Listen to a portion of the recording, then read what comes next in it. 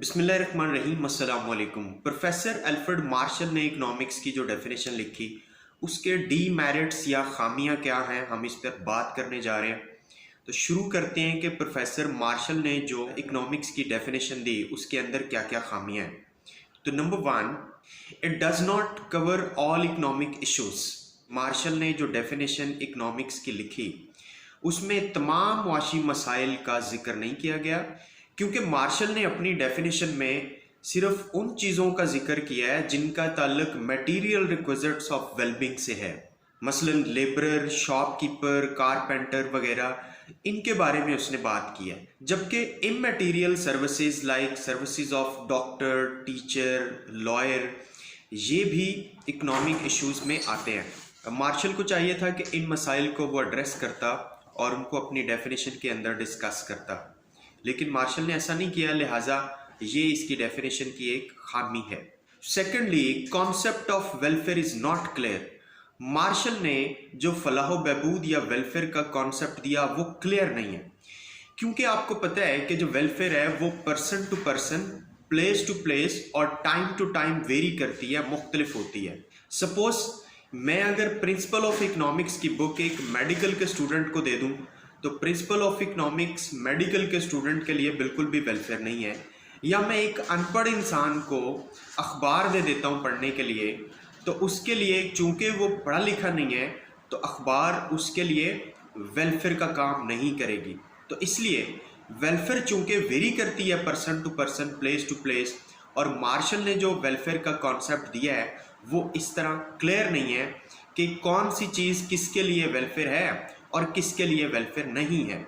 Number 3, question of likeness and dislikeness. Marshall ने अपनी definition में चूंकि वेलफेयर की बात की है, अच्छाई और बुराई की बात की है, लाइकनेस और डिसलाइकनेस की बात की है, लेकिन रॉबिन्स ने इस चीज़ को क्रिटिसाइज किया और उसने कहा आप अपनी ज़ाती पसंद और नापसंद की बुनियाद पे कोई जजमेंट नहीं दे सकते, कोई ओपिनियन नहीं दे सकते, कोई राय कायम नहीं कर सकते, बल्कि आपको न्यूट्रल रहना है और आपने इकोनॉमिक प्रॉब्लम जो दरपेश है उस इकोनॉमिक प्रॉब्लम को सॉल्व करने की कोशिश करनी है। ये हमारा सब्जेक्ट मैटर होना चाहिए, ना कि आप ज़ाती पसंद और नापसंद की बुनियाद पे किसी को गलत और सही के सर्टिफिकेट दें।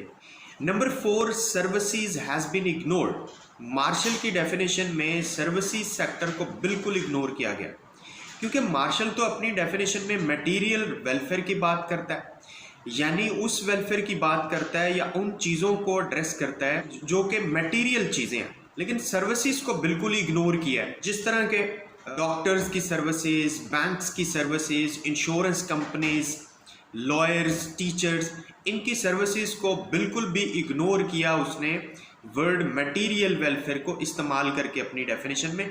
तो ये इसकी डेफिनेशन की एक खामी है। Number 5, limited concept of wealth.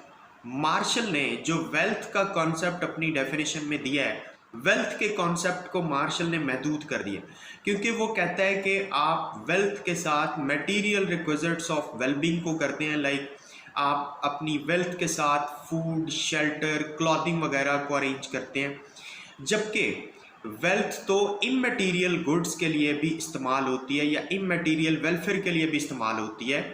Like wealth को हम अपनी एजुकेशन के लिए, टूरिज्म के लिए, हम हज के लिए या मतलब दूसरी रिक्रिएशनल एक्टिविटीज़ के लिए भी इस्तेमाल करते हैं। तो इन्होंने जो वेल्थ का कॉन्सेप्ट अपनी डेफिनेशन में दिया उसको महदूद कर दिया है, ये इसकी डेफिनेशन की एक खामी है। And finally, welfare is immeasurable. दुनिया में आज तक कोई ऐसा आला इजाद नहीं हुआ जो वेलफेयर को मेजर करे, उसकी किसी क्वांटिटी में या किसी लेंथ में कोई उसको मेजर करके बता दे, क्योंकि वेलफेयर जो होती है ये एक मेंटल फिनोमिना है। आप किसी नंबर्स में या किसी मेजरमेंट में वेलफेयर को नहीं बता सकते।